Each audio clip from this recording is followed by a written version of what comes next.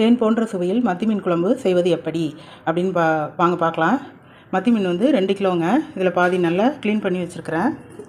இதில் வந்து வறுக்கிறதுக்கு பாதி எடுத்து வச்சுருக்கிறேன். தனி மல்லித்தூள் இந்த ஸ்பூனால் 2 ஸ்பூனுங்க. 2 ஸ்பூன் தனி மிளகாய்த்தூள், 1/4 டீஸ்பூன் மஞ்சள் தூள். இந்த ஸ்பூன் கணக்கில் தான் நான் போடுவேங்க எப்போவுமே. ஒரு 4 பேருக்கு குழம்பு செய்கிறேன். இது வந்து செக்கெண்ணெய் நல்லெண்ணெயில் தான் குழம்பு செய்யணும். சின்ன வெங்காயம் ஒரு 10 கட் பண்ணி வச்சுக்கிட்டேன். வெந்தயம் கொஞ்சமாக போட்டுக்கோங்க, ஒரு 1/4 டீஸ்பூன் தாளிக்கிறதுக்கு. தக்காளி வந்து குட்டி குட்டியாக ஒரு 4 தக்காளி போட்டிருக்கேங்க. புளிப்பாக நல்லா சூப்பராக இருக்கும். பச்சை மிளகாயும் கருவேப்பிலையும் போட மாட்டேங்க, ஏன்னா அதுக்கு தனி ஃப்ளேவர் கொடுக்கும்.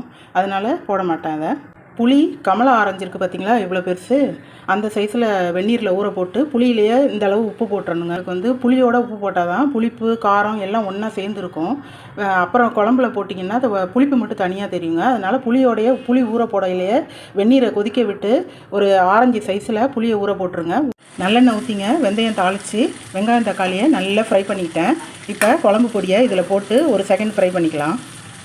அப்போ தான் மிளகா காரம் இல்லாமல் இருக்கும். இப்போது இதில் புளி கரைச்சி தண்ணியை ஊற்றிடலாம். நம்ம சாப்பாட்டுக்கு வைக்கிற பாருங்கள் அரிசி, அதை அரிசி தண்ணி 2வது தண்ணியில் 1 கிளாஸ் இதில் ஊற்றிடுங்க. குழம்பு நல்லா டேஸ்ட்டாக திக்காக இருக்கும்.